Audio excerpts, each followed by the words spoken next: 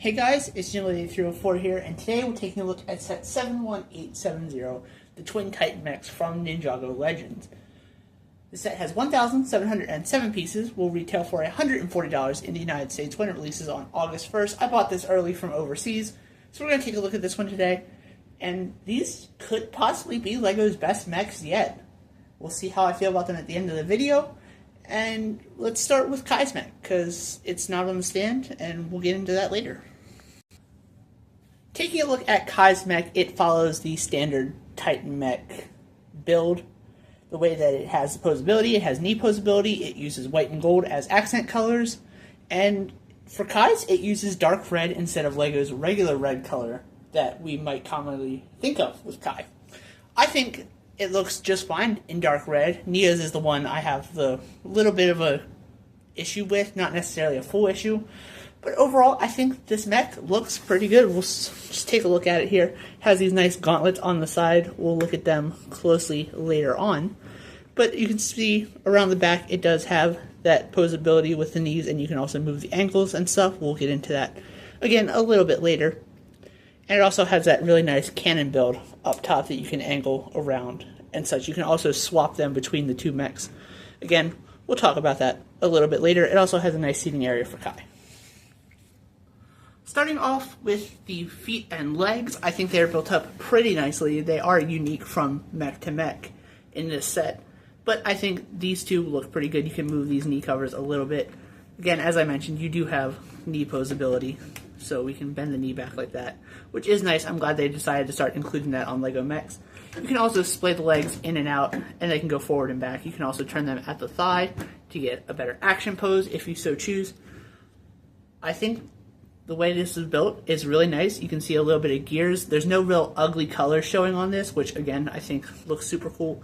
You can also adjust these two little flaps down here, but I think it looks better if they're lined up with the center part right there. I think this is a pretty solid looking mech. The way it's built up, the legs are built pretty much the exact same. I believe you actually build both of them at the same time, if I remember correctly from when I built this a few days ago. But they're really nicely, and they hold up really well. There is no like rubber piece on the bottom to keep it from sliding, so you could hypothetically knock this over if you hit it hard enough, but it is pretty stable. The feet are big enough and do hold its weight pretty nicely. Moving up to the torso area, it can spin at the waist right there, which again is pretty nice. I do like the amount of posability on these Titan mechs.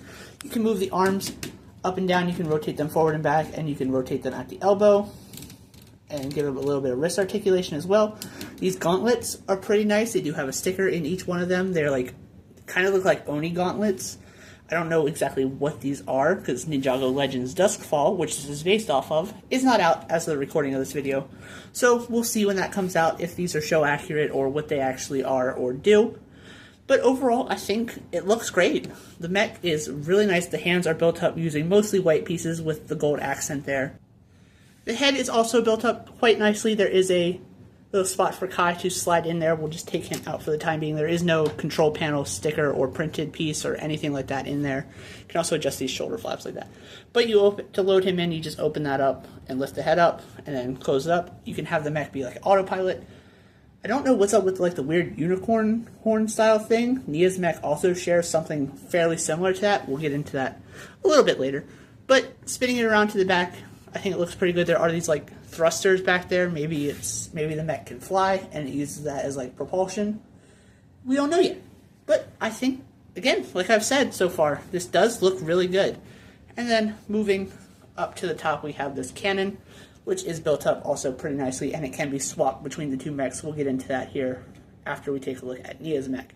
And Kai's mech does have a 0-1 on it. Nia's has 0-2, just to know that they are like twin Titan mechs. Bringing Nia's Titan mech back into the shot, it does share a striking resemblance to Jay's from Core in 2022 or 23, I believe. It does share a striking resemblance to that set, and I think that's perfectly fine. I think it looks pretty good. This built-up spear or sword is really nice, and you can swap that between the two hands. You can't swap that onto Kai's mech. He doesn't have the Technic pin to hold that in place. Something about Nia's mech is it uses dark blue instead of her typical either dark azure or gunmetal gray color scheme. The designer, I believe, said something that it looked too cartoony in dark azure, and while that may be the case, I still believe that would have been the right choice for Nia's mech. Yes, this set is made for ages 12 and up, but it's still a Ninjago set. Ninjago is targeted towards the younger demographic, so I think using the dark azure would have been just fine. The gunmetal gray, I understand it would have meshed too much with the light gray and dark bluish gray that is the structure of the actual mech itself. But I do wish they would have gone with the dark azure because I think it would have looked better. And this looks more like a J mech than it does a Nia mech, but I'm not the designer. I understand the choice and why it was made. Doesn't mean I can't disagree with it. Starting at the feet and legs, it shares much of the same posability that Kai's does. You can bend it at the knee, and you can also bend it at the ankle. You can go forward and back like that to get some good action poses. I'm not going to try to pose that because it's just going to end up going back on the stand the way it was in the beginning of this video. But overall, it looks good. It does also have the waist articulation, and the arms share the same articulation. You can move them up and down, forward and back, and you can get a pretty good motion of slicing across the body, which I think is really good to have, especially if it has a built-up weapon like this one does. We do get a little bit of the dark azure mixed in down here with a stripe around the lower leg area, which I think is a nice inclusion, but I still wish there would have been more of it because I think it would have looked better in my opinion. But again, I'm not the LEGO designer. This set does look phenomenal either way. That would have been my personal preference. Moving up towards the cockpit section, it opens pretty much the exact same way that Kai's does. You lift that part down, raise the head up, and you can take the Nia minifig in. It is a nice little padded area with some like tan pieces to make it look like it's comfy for them. Back up at the head, it does use a translucent light blue 1x1 plate there. Kai's uses the same thing but in translucent orange, which I think is nice to have a slight color difference between the two. They are built up very similarly, not the exact same. Nia's does have this large like jetpack attachment at the back there, so that's pretty interesting. You can again swap them between the two. We'll demonstrate that in just a second. But spinning it around to the back, again, it looks pretty nice. There are more of that like thrust detail on the back. I don't know exactly what that's for, but it looks pretty good in my opinion. And then there's no like spring-loaded shooters or flick fire missiles or stud shooters on these mechs. What you see is what you get. It's more of a display set like the Ninjago Legends sets typically are, but I still think they look good and function nicely, and anybody who's a Ninjago fan I think would enjoy this set, especially if they have the rest of the Titan mechs. And as I mentioned, Nia's has the 02 sticker there, which I think looks pretty good, and there are some stickers on the sides of these large Technic panels that I specifically remember being used for Zane's like jetpack in the Battle for Ninjago City set. That's just what I associate them with, but they are used on other things like the Technic supercars and stuff like that. So as I mentioned, the gear on top of them is swappable between the two. So basically you just take it off just like that. Same thing on both sides here, and then you would just swap it over. And I think they look fine without the gear attached to them as well. I did consider that. But I think it looks better the way they were shown on the box, where Kai's has this large cannon and Nia's has that like jetpack attachment thing, whatever it's supposed to be. I think it looks better the way they are on the box rather than having this alternate form of the mechs. One last thing included with the set is this little stand, something like you would see in a Star Wars UCS style set, something that hasn't really been done for Ninjago before. So if you would want to display something on a stand like this, it would have to be your own custom built thing, which I think this is pretty nice. Basically there are these two Technic holes at the back here, and then you can just attach Nia's mech and just slide them right down, just like that. And then Nia's mech is posed on the stand. And Kai shares the same design where you can do that with his mech as well, which I think is nice. I wish there would have been a second stand included. It's also nice it has a spot to display all three figures with those jumpers at the base there. And there's also a spot to hide the katanas that they would hold when they're not in the mechs, which I think, again, is really good.